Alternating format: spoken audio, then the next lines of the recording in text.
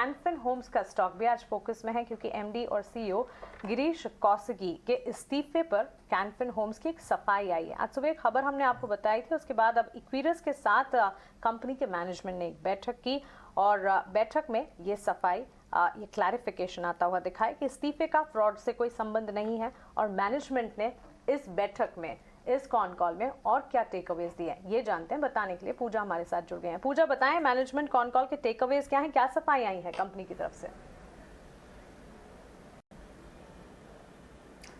बिल्कुल, 4 पॉइंटर्स में टेक अवेज हम डिवाइड करेंगे। पहला तो ये कि फ्रॉड और एमडी एंड सीईओ के रेजिग्नेशन पर मैनेजमेंट ने सफाई दी और उनका कहना है कि इन दोनों में कोई संबंध नहीं है, उन्होंने अपने निजी कारणों से इस्तीफा दिया है।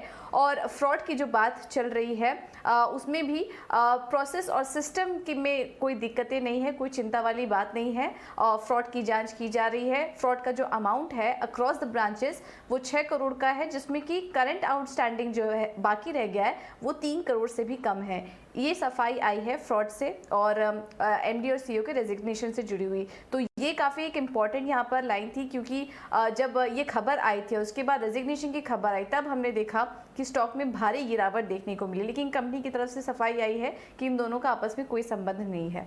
इसके अलावा मैनेजमेंट ने कुछ गाइडेंस भी दिए हैं आने वाले समय के लिए। मैनेजमेंट ने अपने स्प्रेड्स और मार्जिन का जो गाइडेंस है वो 2.4 और 3% पर बरकरार रखा है और उनका कहना है कि क्रेडिट कॉस्ट गाइडेंस भी जो है वो आने वाले समय में 0.11% से 0.14% के बीच ही बरकरार रहेगी, तो वहाँ पर भी कोई चिंता वाली बात नहीं है। इंडस्ट्री रिलेटेड अपडेट्स में भी उन्होंने कहा कि रियल एस्टेट सेक्टर में उन्हें काफ़ी अच्छी ग्रोथ दिखाई दे रही है आने वाले 5-6 सालों में और डिमांड भी काफ़ी अच्छी दिखाई दे रही है बढ़ते हुए इंटरेस्ट रेट सिनेरियो में भी। और आखिर में उनका ये भी कहना है कि मैनेजमेंट टीम जो गिरीश कौसगी के समय थी वो अभी भी बरकरार रहेगी, उसमें कोई बदलाव नहीं किया जाएगा।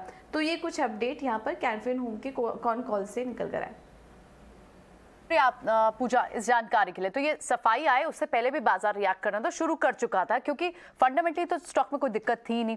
इनफैक्ट डिलीवरी बेस्ड वॉल्यूम्स आप इस डिलीवरी बेस्ड वॉल्यूम में आप कल भी आप देखें तो स्टॉक में बाइंग आई थी। आज सुबह भी पहला बड़ा एफएनओ गेनर कैनफिन होम्स था, अभी फिलहाल थोड़ा नीचे जरूर आया लेकिन सुबह 3.5-4% की मूव थी।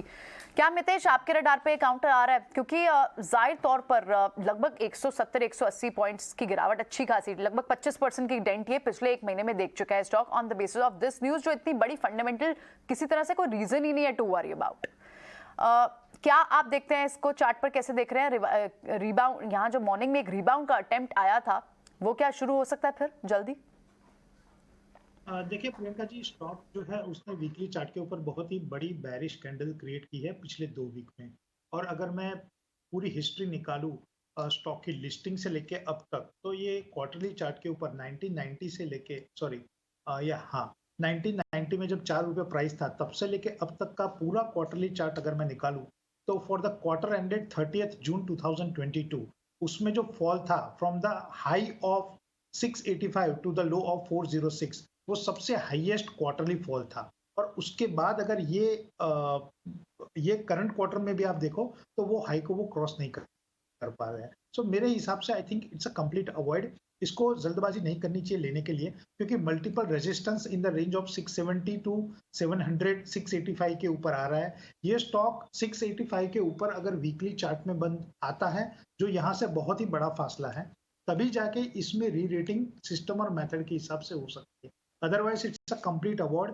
करंट स्ट्रक्चर को देख के ये मालूम पड़ रहा है कि ये स्टॉक फिर से एक बार फिसल के 410 टू 420 के ट्रेजेक्टरी में आएगा। तो so for us it's a complete avoid. आप इसे कंप्लीट अवॉइड इस वक्त देख रहे हैं, लेकिन इसमें